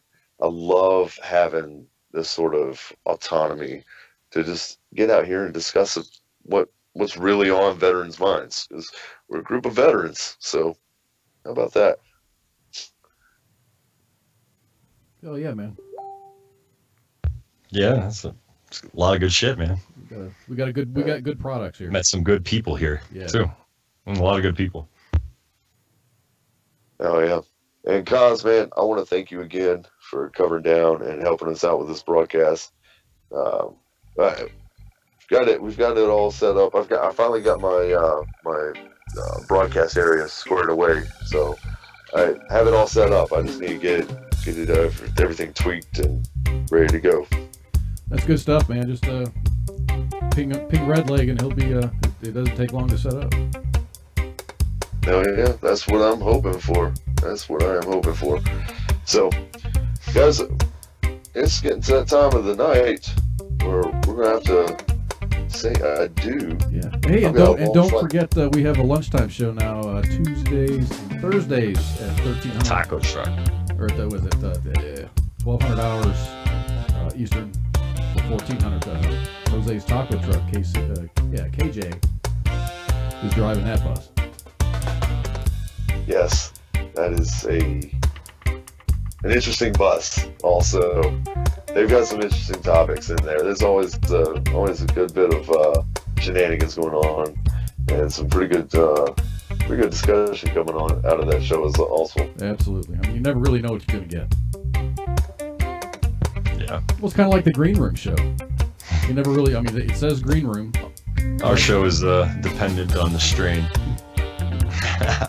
You never really know what you're going to get with the Green Room show. Sometimes we'll do an entire 2 hours talking about college football like we did a couple of weeks ago. Yes. Yeah. Occasionally, I don't think we've done a strain review in a while. We need to do a strain review next weekend. Actually, no, we're going. All right, so I guess we're going to put it out now. So we've got the holidays coming up, and it just so happens that the Green Room falls on Christmas Eve and New Year's Eve this year. So I think we're going to have some podcasts going up there as Charlie and I and Gaz we'll spend some time with our families for the holidays.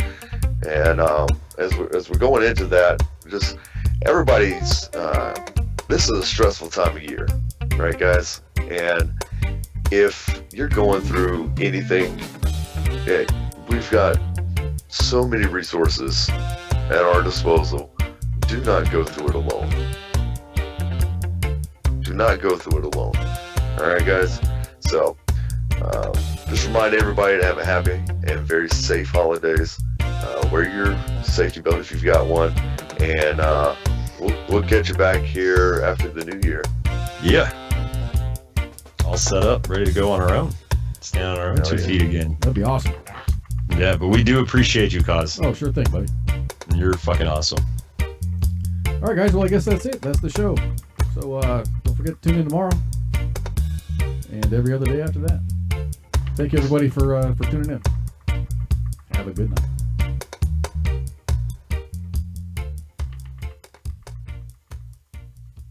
The voice of U.S. Army, WTF Moments. This is WTF Nation Radio. Did you make a wish?